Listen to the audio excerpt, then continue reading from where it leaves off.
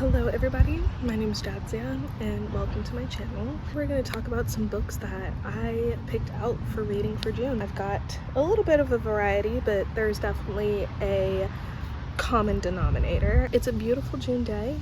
We're outside enjoying the breeze, enjoying the sunshine. I'm really excited to just get back into things that I enjoy. Okay, let's get into these books. First up, I have this beautiful little collection that I picked up at my friend's used bookstore, and I'm very, very excited to read it. This is called Fierce Fairy Tales, Poems and Stories to Spur Your Soul. This is by Nikita Gill.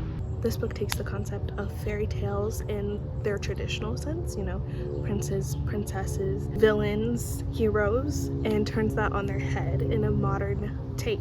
I think this might be the first book that I read. I might just start this today. Okay, next we have 19 Claws and a Blackbird. This is by Augustina Bazterrica. She also wrote Tender is the Flesh. She's an Argentinian author, which is really cool.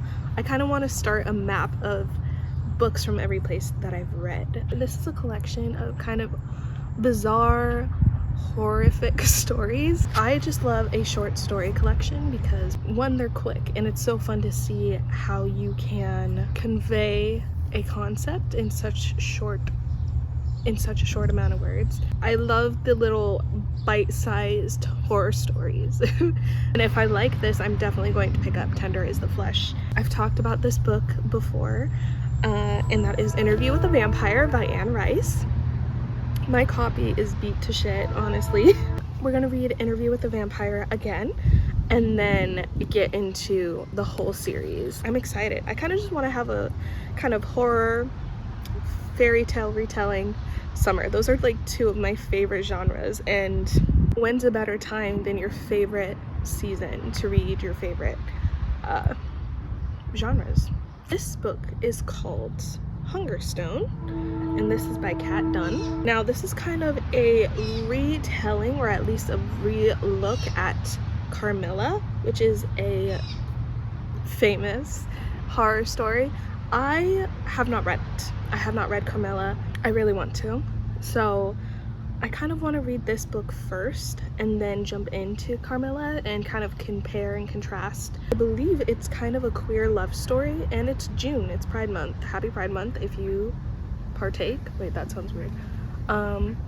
Happy Pride Month. Women Who Run with the Wolves. This kind of talks about the mythos and the archetype of the wild woman, and kind of reclaiming as a woman your inner instinctual self. I know that my sister-in-laws, a couple of them, have read this and like been obsessed with it, and I feel like it would just be such a great way to start the summer, is kind of dive into this. Hopefully you can't hear it, but my cats are absolutely freaking the hell out because I am outside and they are not.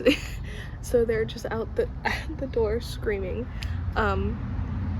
which is very common for them. That's kind of their MO in life, is to scream when I'm not right next to them. Lastly, I just want to talk about some other things I want to do in June.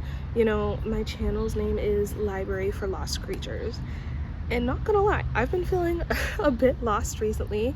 That's kind of what the name of my channel represents, is that feeling of trying to find yourself, trying to find what makes you feel whole again. One of my best friends, Colleen, and I started the Shadow Work Journal.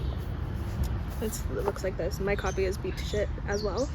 Whoops. I need, as a librarian, I probably should take better care of my books, but I love to write in them. I love to kind of destroy them to make them feel used and lived in and like mine.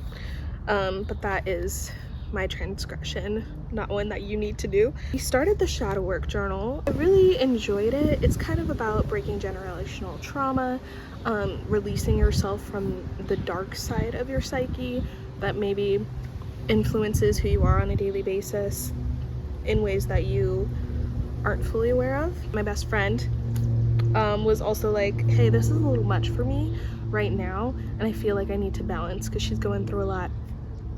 Totally valid.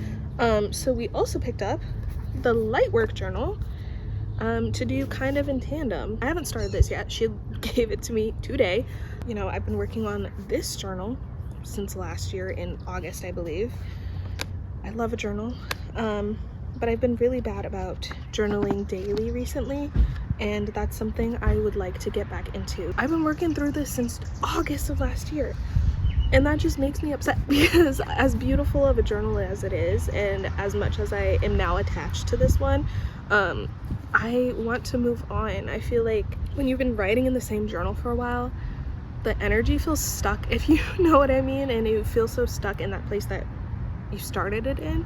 And I am ready to kind of break out of that and write in something that feels fresh and doesn't hold everything that I was holding last year, if that makes sense. This journal's got to be finished. I need to write in it every day, really work on it. I want to be done with it at least before August. Those are the books that I'm very excited to read for June, and hopefully other people have great stacks to read for June and we can get through them and kick off our summer reading with a bang.